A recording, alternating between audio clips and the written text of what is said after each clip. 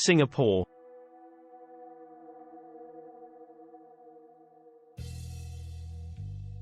Singapore is one of Asia's smallest countries, but it packs a lot into a small space. Essentially a megacity with a small periphery of coast and countryside, this is an urban experience miles away from the jungle escapes on offer in neighboring Malaysia and Indonesia. Singapore's relentless march of progress is epitomized by its ritzy shopping, slick public transport that makes it easy to get around, gleaming high-rises, and its general sense of order, cleanliness and efficiency. Thankfully, Singaporeans' unapologetic love of the new is tempered by respect for history and an appreciation for green spaces, with many parks and gardens to offset the frenetic city buzz. Here are the best places to go in Singapore, whether you're on a stopover or planning a longer visit.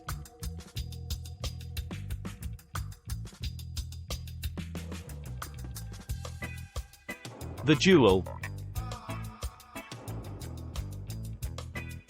Best for indoor nature.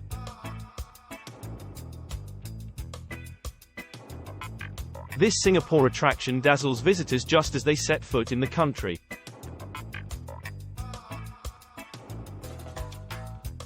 From the arrivals area at Changi Airport, it's just a 10-minute walk to this architectural marvel, which mixes futuristic modern materials with living nature.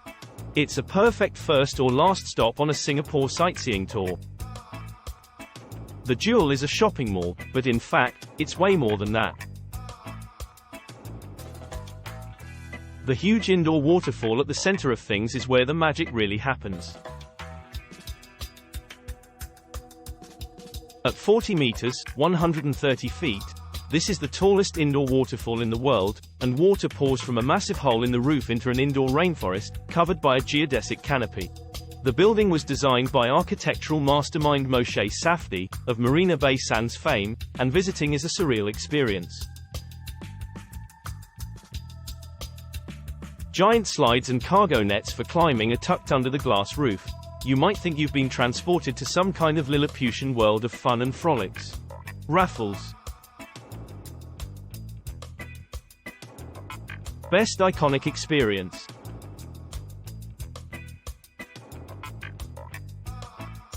The most iconic hotel in Singapore, if not in Asia, Raffles isn't just a place to stay, it's an institution. The history of the place is legendary.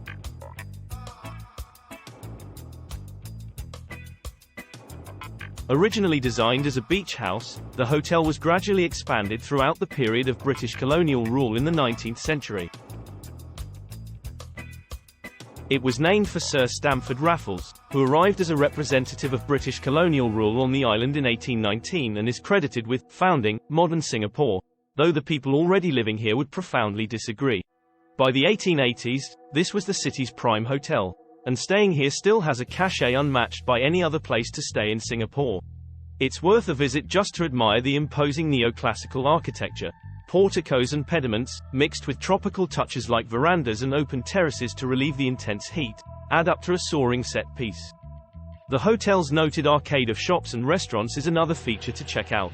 If you can't afford a room, you can at least come away with a souvenir. Marina Bay Sands. Best for city views.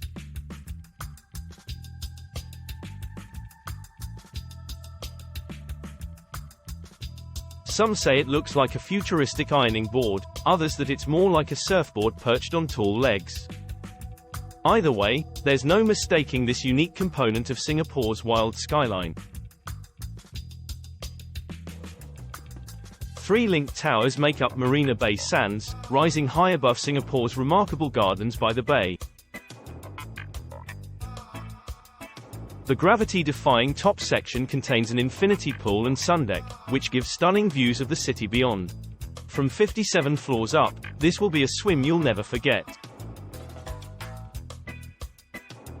Here's the but: you need to be a guest staying at the hotel to get into the pool. You can't just pop up for the price of a drink in the poolside bar. It's worth heading across the bay at night to see the towers lit up by the daily sound and light show, best viewed from near the Fullerton, and better yet, it's completely free. National Gallery of Singapore. Best for understanding Southeast Asian art. Opened in 2015, the National Gallery of Singapore is one of the nation's key cultural institutions and one of the most important art galleries in Asia. The gallery displays the world's largest collection of Southeast Asian art, over 9,000 items in one massive collection, in the heart of the Civic District. The gallery sprawls across several striking British-era buildings, including the former City Hall, from the 1920s, and Supreme Court, from the 1930s. Modern canopies and wings by architect Studio Milu stitch these buildings together, creating a single coherent space for the gallery's art displays. Sentosa Island. Best for beaches.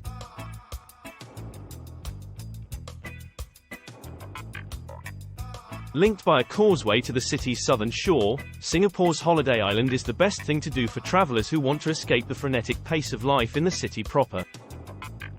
Sentosa is dedicated to the pursuit of fun, from competition golf courses to famous Palawan Beach, where swimmers and sunbathers congregate along a gleaming strip of sand.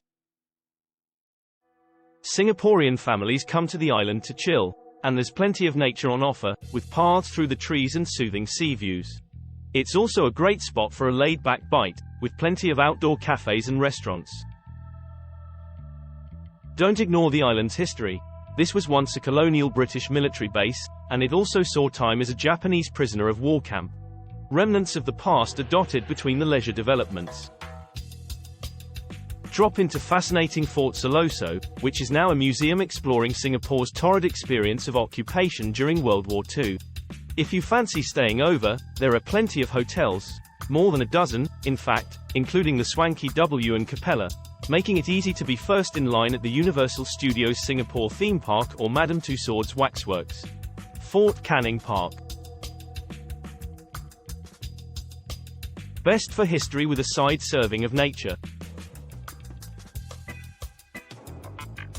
Fans of history can delve into Singapore's difficult past at Fort Canning Park.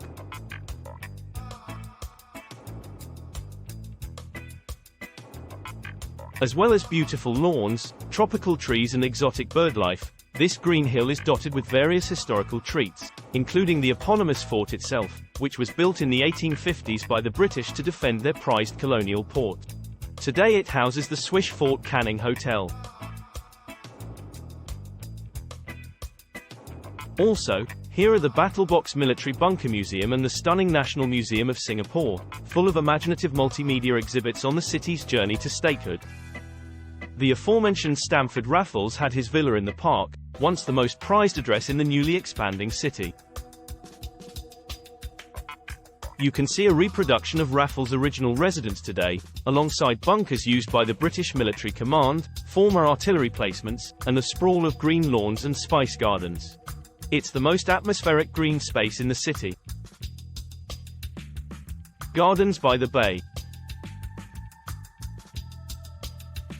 Best Botanic Garden.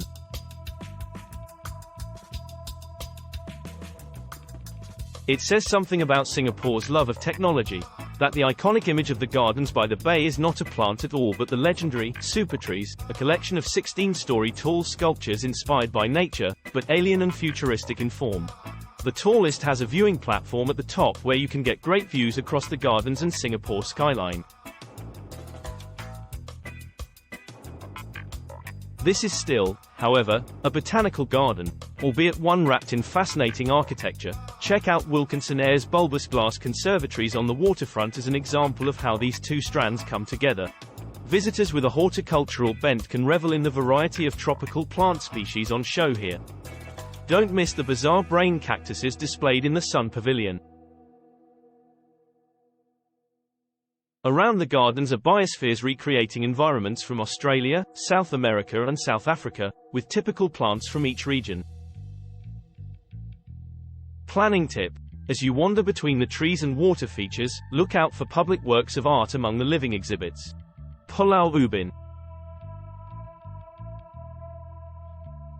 Best for peace and quiet.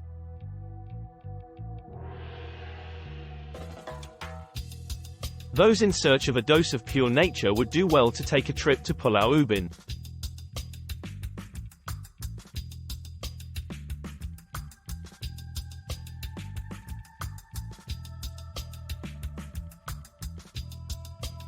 There's plenty of unspoiled greenery just a boat or bus ride away in neighboring Indonesia and Malaysia, but this green island is part of the city-state itself, so there are no border crossings required.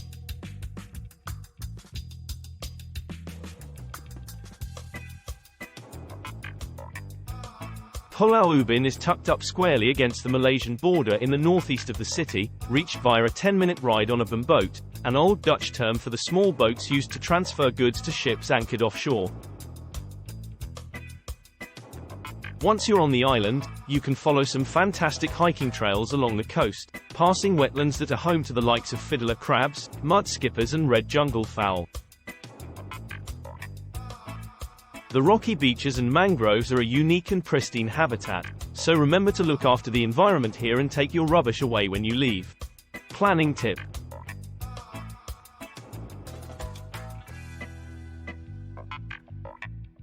There's a mountain bike path, and bikes for rent, and several campsites if you want to stay overnight under the stars.